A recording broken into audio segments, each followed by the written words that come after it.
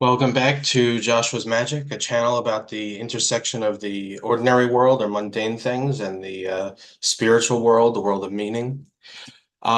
Today in the usual live stream, I'm going to be doing something a little different. I had to take my computer into the shop, so I wasn't able to post as many quotes this week. But I'm going to be reading through a series of letters on this idea of a secret tower that this disciple has, and it's got a sort of spiritual and um, psychological meaning there, and I think you'll find it enlightening. So without further ado, I will get into it here.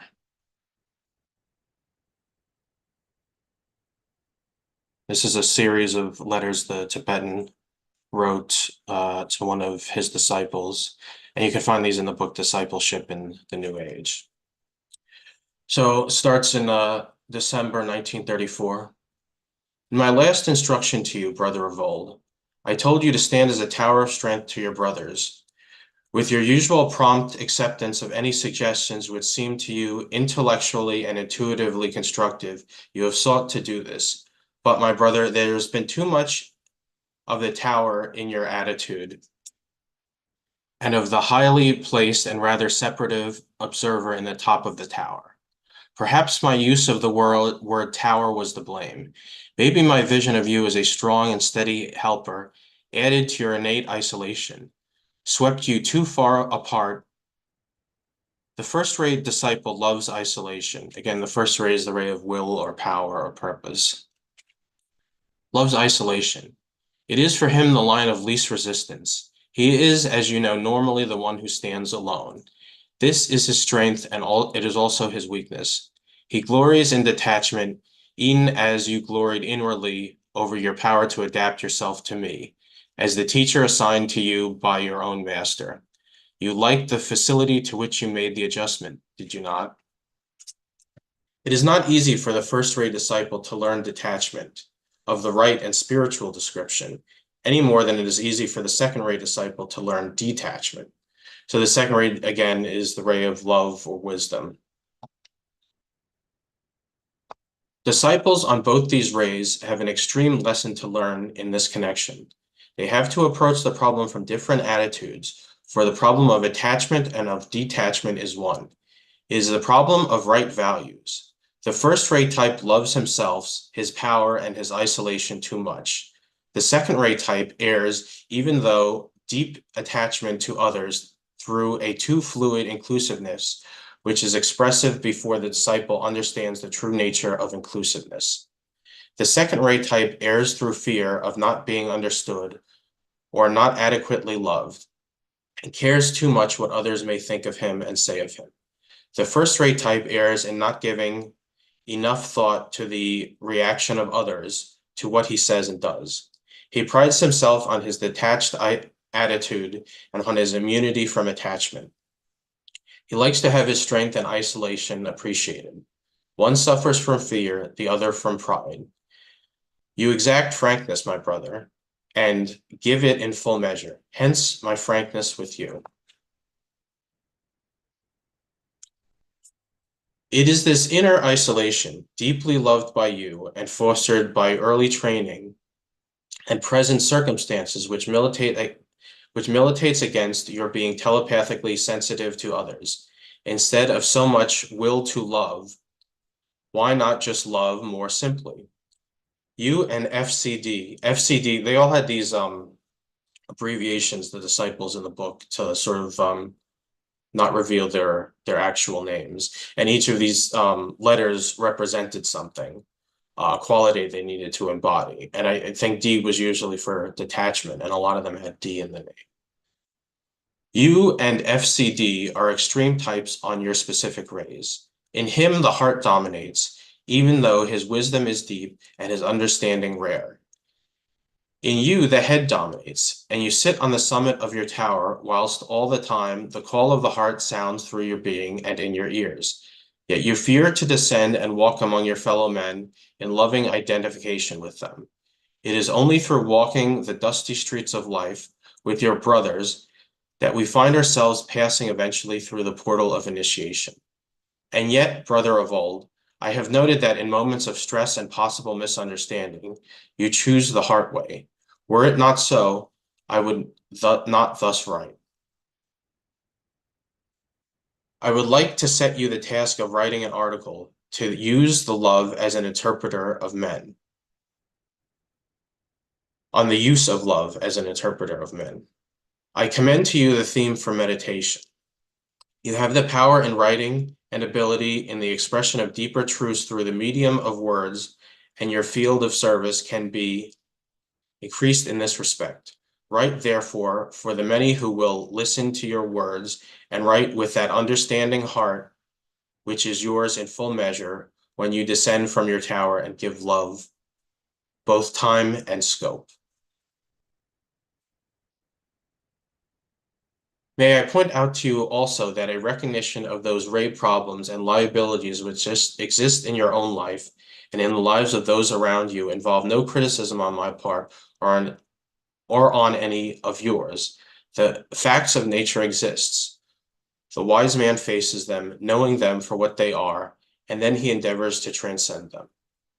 May I ask you to study again the instructions which I gave you, for it is still embodies much needed work. The new instructions is in the nature of a frank talk with a highly valued brother, and I do value you, my brother. So one note here is the use of the word criticism. And the way he uses criticism, it's kind of like just from a personal stance of not liking or disliking something about somebody.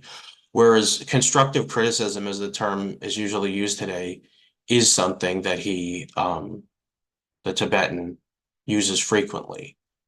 But he doesn't refer to it usually as criticism and just an analysis of the facts at hand. And not most people would perceive that as criticism, but anyway, moving along. By the way, if you're enjoying this, please leave a like on the video, and if you'd like more of this and other spiritually minded content, consider subscribing to my channel. June 1935. My brother of old, you are halfway down from the attitude of your tower, and that is good. In my last instruction, I spoke to you with frankness, and you recognized the justice of that which I said and stated to make the needed readjustments. That work must be continued for another year. Have you any idea, my brother, with what care I watch the work of the group of disciples? I watch with patient attention, not because of any personal interest where the personalities of the disciples are concerned, but because of the potency latent in such considered groups.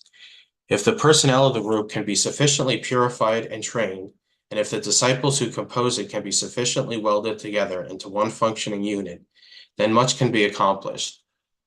All is yet in the trial stage with many of them, and only the coming few years will show the masters which in their group stand. All is yet in the trial stage with many of them, and only the coming few years will show the masters which of their groups can stand pressure and yet preserve the soul link which underlies all differing personalities.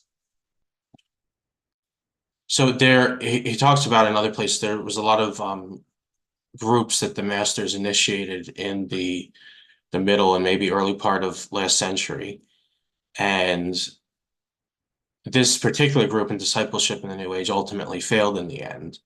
We don't know what the outcome of the other groups was necessarily, but it was a test, like you said, to see if the soul link could be preserved through differing personalities. The problem of group integrations is always a difficult one. It has been particularly difficult for you to integrate into my group of disciples because of your cherished and deeply rooted sense of isolation. This was developed in your last life as a defense mechanism for a very sensitive personality. This attitude you are, however, learning to relinquish. For other disciples, the reasons which militate against integration vary. For some, it is largely based upon submergence and personality problems. These hold the disciple fast in prison, just as you have been held in your tower of isolation. For others, the problem is to be found in the powerful will to be at the center, both in its right and noble sense and in its personality and wrong sense. This attitude produces a sense of identity and of selfhood, which hinders integration. Other disciples are hindered by the reverse of this attitude and by the second-rate power of detachment and inclusiveness.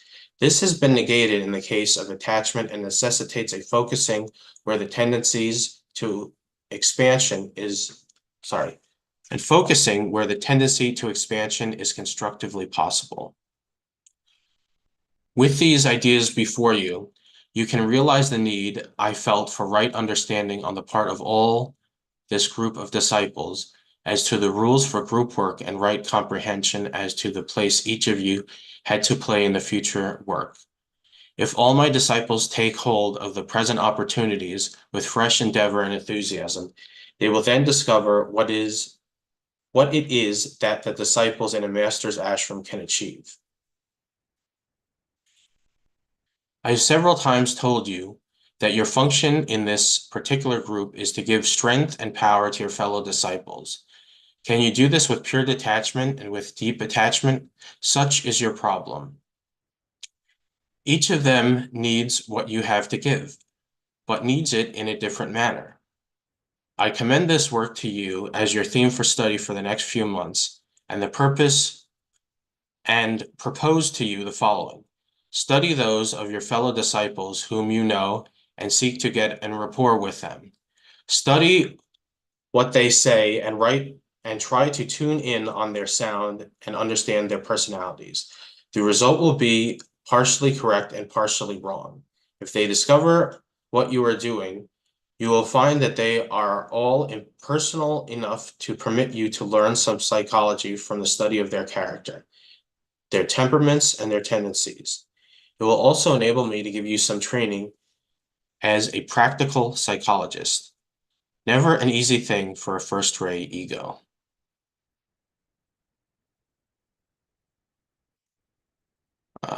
Yes, here we go. Okay. Let me see if there's any comments here yet. Okay. February 1936. My brother of old, it has been a year of interesting inner development for you, has it not? You have learned much, and fortunately for your progress, your ivory tower of beauty and isolation is rocky to its very foundations. Your soul has seriously undermined it. It still stands, but you are suspicious of it and have lost interest in it, and that is a great step. Continue the good work and see to it that this year your ivory tower, erected with care during the past 6 incarnations, disappears, and that you are down among men, sharing with them all that concerns humanity. You will not have such a comfortable time, but you can and will become yourself a tower of strength to others. Your major spiritual activity must now be turned into work at the time of the full moon.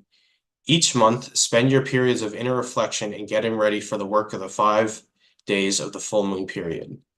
1, the 2 days of preparation and introspection.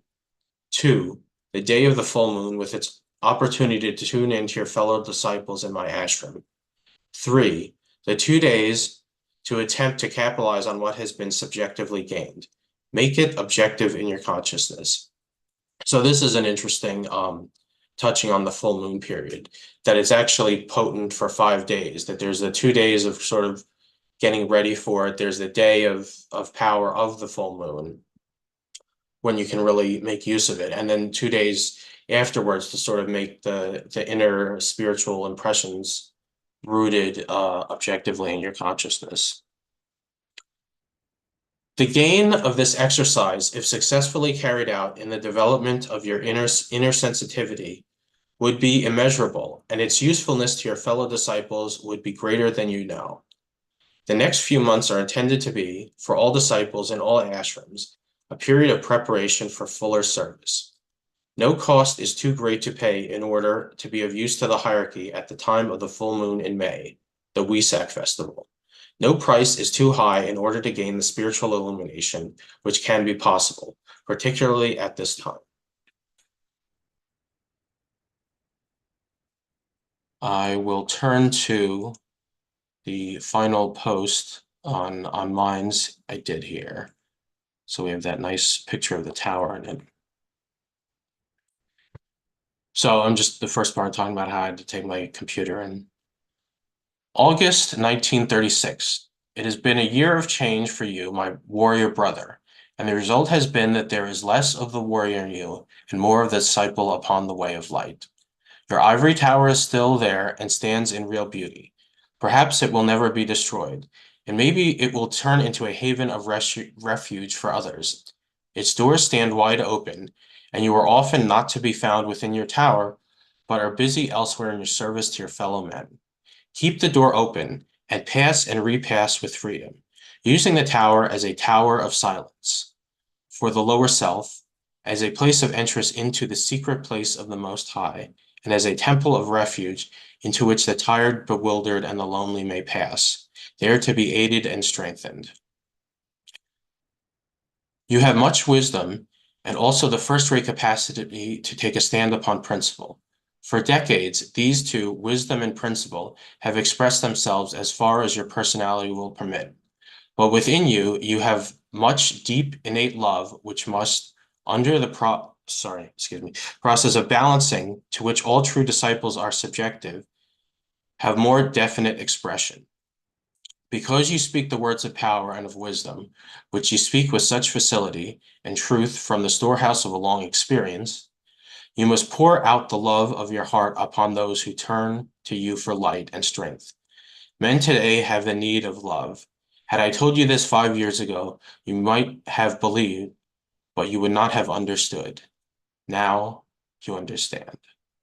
So this is a really kind of interesting and beautiful expression of the development this one particular disciple had, from being very centered in the first ray and standing on principle and being alone, having this sort of metaphorical tower set apart from others, to slowly putting less focus on that tower, that detachment, and engaging more in love for his fellow men and getting a kind of attachment to others in a correct sense, and giving his gifts of strength and ability to stand and being able to share that with others instead of standing by himself and being isolated.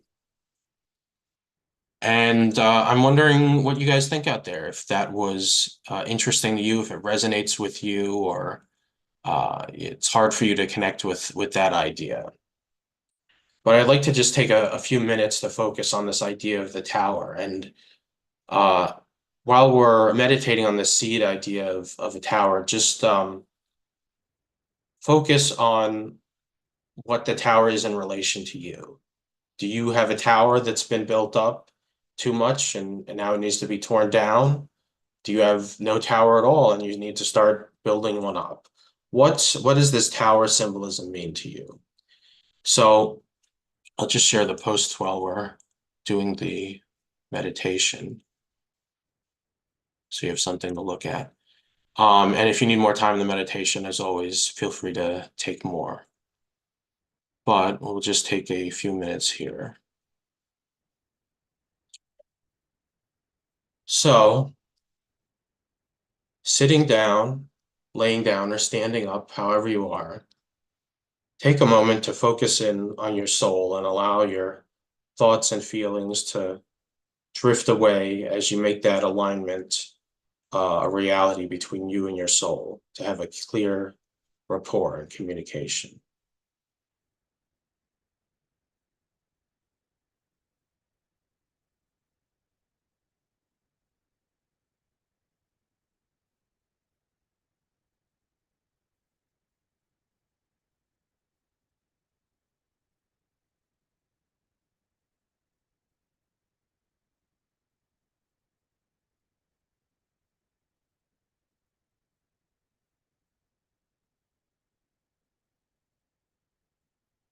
Having achieved that connection with your soul,